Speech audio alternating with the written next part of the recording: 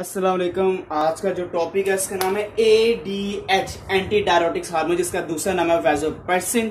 अब आपको पता है कि हमने पेनक्रियास पढ़ लिया था एमडी कैट क्लास से। एमडी कैट क्लास से जो ग्लैंड से हार्मोन क्या होता है, इसके बाद हार्मोन के टाइप्स क्या है, पेनक्रियास क्या है, उसके अंदर कौन कौन से हार्मोन इन्वॉल्व होते हैं, और आखिरी जो पॉइंट रह गया था एनिमल्स के अंदर जो हार्मोन जो हमने डिस्कस करना था उसका नाम था ADH। देखते हैं ADH क्या है। सिक्रीशन हम यहाँ पे करवाने लगे हैं ADH की, एंटी डायरोटिक्स हार्मोन की।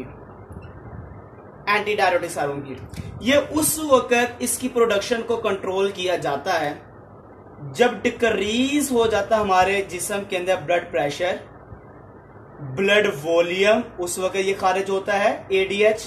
जब वो ब्लड वॉल्यूम की कमी आ जाती है, या जब डिक्रीज हो जाता है ऑस्मोटिक प्रेशर। तो ये जो सिचुएशन बनती है उस दौरान ADH रिलीज होता है। या दूसरा जो पॉइंट है, एक्सटर्नल सेंसरी स्टिमुलाई, कोई बाहर से एक्सटर्नल सेंसरी स्टिमुलाई की वजह से भी सिक्रीशन हो सकती है, मगर नॉर्मली अगर देखा जाए जो सिक्रीशन है वो मैंने आपको बता दिया है, ब्लड प्रेशर के कम होने से, ब्लड वॉल्यूम के कम होने से, ऑस्मोटिक प्रेशर कम होने से खारिज होता है, जिसका नाम है ADH। अब जो एंटी डायरोटिक्स हार्मोन है, एंटी डायरोटिक्स हार्मोन, इसका फंक्शन क्या है? इसका फंक्शन एक ही है, ये हमारे जिस्म के अंदर control the level of water, ये हमारी बॉडी के अंदर वाटर के लेवल को मेंटेन रखता है, जिसका नाम है ADH। मगर कैसे? ये कंट्रोल करता है अफेक्ट करके, बाय अफेक्टिंग रीअब्जॉर्प्शन। मगर ये आपने याद रखना, बुक की लाइन है, reabsorption from distal part of nephron, distal part of nephron. तो जो नेफ्रॉन का डिस्टल पार्ट है वहां से ज्यादा अब्जॉर्प्शन करवा कर वाटर की, तो ये वाटर के लेवल को कंट्रोल करता है, जिसका नाम है ADH। तो ये रीअब्जॉर्प्शन को कंट्रोल करता है, वाटर की रीअब्जॉर्प्शन। मगर वाटर की रीअब्जॉर्प्शन कहां से, किस पार्ट से?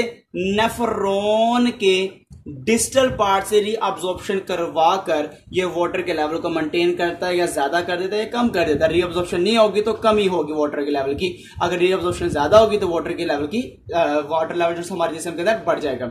डिसऑर्डर क्या होता है?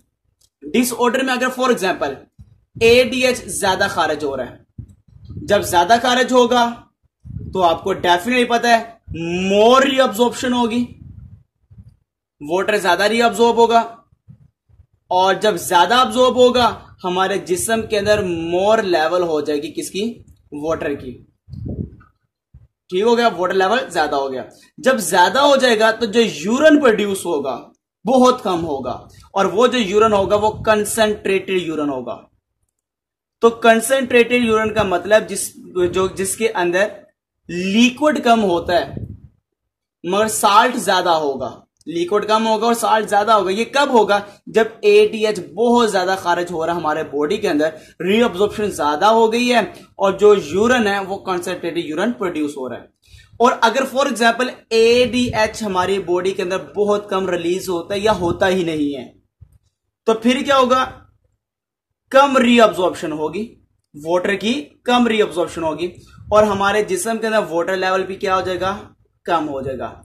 जब कम होगा तो रीअब्जॉर्प्शन कम हो रही है तो वाटर कहां पे जाएगा? वो सारे के सारे यूरिन के जरिए से खारिज हो जाएगा, और वो कौन सा यूरिन होगा? डाइल्यूट यूरिन होगा। और ऐसी डिजीज को नाम देते हैं जिसमें यूरिन ज्यादा आता है और डाइल्यूट यूरिन होता है, इसको कहते हैं डायबिटीज इंसिपाइडस। इस डिजीज को कहते हैं डायबिटीज इंसिपाइडस। तो डायबिटीज इंसिपाइडस ये उस वक्त होती है जब ADH कम रिलीज होता है, या बहुत कम रिलीज होने के साथ या रिलीज होता ही नहीं है, उस वक्त डाइल्यूट यूरिन प्रोड्यूस होगा और डायबिटीज इंसिपाइडस होगा। और अगर ये मोर रिलीज होता है तो ज्यादा रीअब्जॉर्प्शन होगी, और यूरिन कौन सा होगा? कंसंट्रेटेड यूरिन आपको आएगा। ये भी डिसऑर्डर है, ज्यादा रिलीज होना, और कम रिलीज होना भी, ये भी इसका डिसऑर्डर है।